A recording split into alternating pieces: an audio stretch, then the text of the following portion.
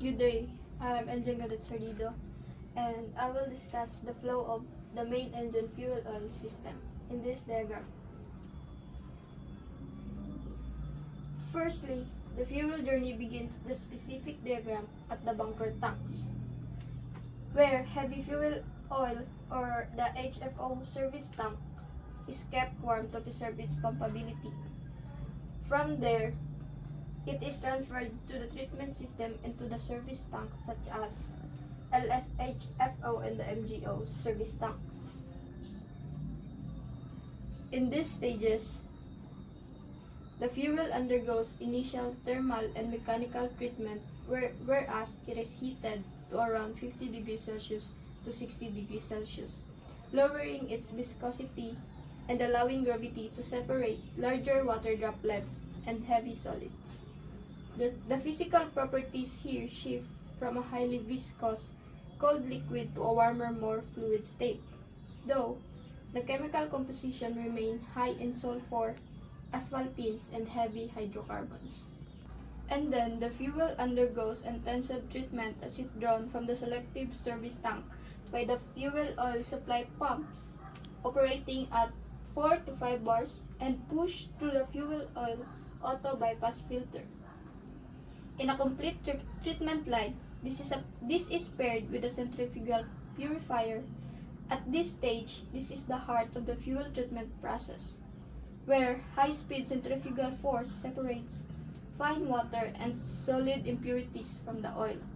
The fuel is heated further to about 98 degrees Celsius to optimize separation efficiency and maximizing the density difference between the oil and the contaminants.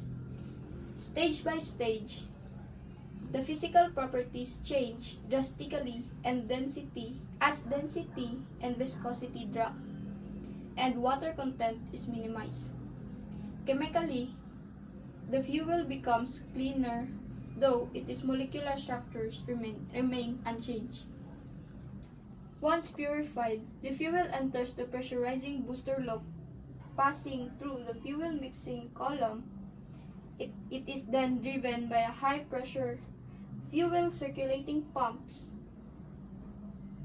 through the fuel oil heater 1 or 2, where it passes through the filter and the viscosity regulator or the viscometer that heats it to its final injection temperature of approximately 130 degrees Celsius to 140 degrees Celsius. This drops the viscosity to the required 10 to 15 CST, ensuring optimum atomization. At this final stage, the fuel physical property is characterized by peak fluidity and high temperature, ready for efficient combustion when injected into the engine cylinders. Managing this process requires addressing common impurities like water, catalytic fineness, cut fineness, and sediment. Water can cause power loss, corrosion, and microbial growth, while abrasive cut fineness, aluminum, and silicone compounds from the refining process can cause catastrophic wear on cylinder liners and fuel pumps.